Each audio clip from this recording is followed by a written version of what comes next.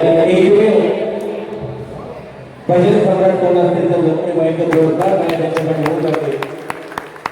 कारण आता गणपती सीझन नाही एवढी बघा, प्रत्येक घरोघरी गजानना श्री गणरायाची आरती म्हणून लागणार नाही आणि प्रत्येकाची पाहून त्या गणपतीच्या गणरायाच्या दिशेने जातात. त्यांचे आपले महागुरु, गुरु म्हणजे गो म्हणजे अंधार आणि गो म्हणजे उजेड, प्रकाशाकडे घेऊन जाणारे.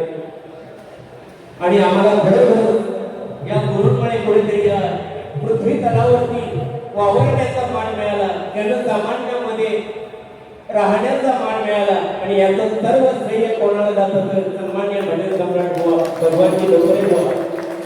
आता बऱ्याच जणांनी अभंग वगैरे गायले, पण आमच्या महेंद्र बुवा म्हणतात बुवा नाही, आमच्या बुवांचा हस्तखंड आहे की जागच्यासाठी कवन करायचं ते म्हणजे एवढं जुळलंच पाहिजे आणि प्रत्येक शब्दामध्ये त्यांच्या ताकद असते. तर महेश गुरुभावांनी सुचवलं थोडंफार मी काहीतरी मंडळ टाकले आणि पाठीमागे बसून आम्ही वेफरचा आस्वाद घेता घेता बरोबर गजरे या ठिकाणी सादर करते. मेळावा धन्यवाद.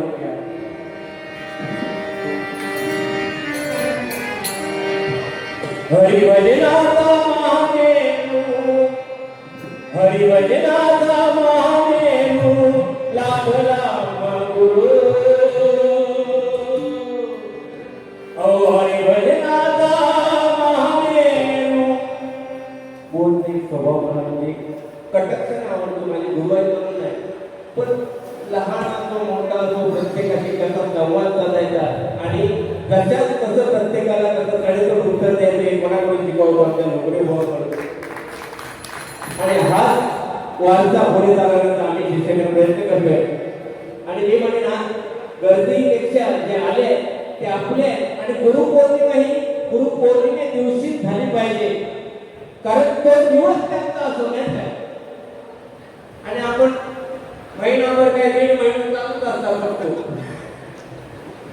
राखण नका कोणी, पण हा दिवस त्यांचा आहे नाही का. आजचा दिवस ते येणार नाही. गणपती भाद्रपदा तर का मे महिन्यात का नाही का पण अंतस्थ मे महिन्यात नाही ना. तसा आज गुरुचा दिवस आहे आणि तो साजरा करतो याचा मला सार्थ अभिमान आहे. हरिभजनाचा महादेव लाभला गुरु.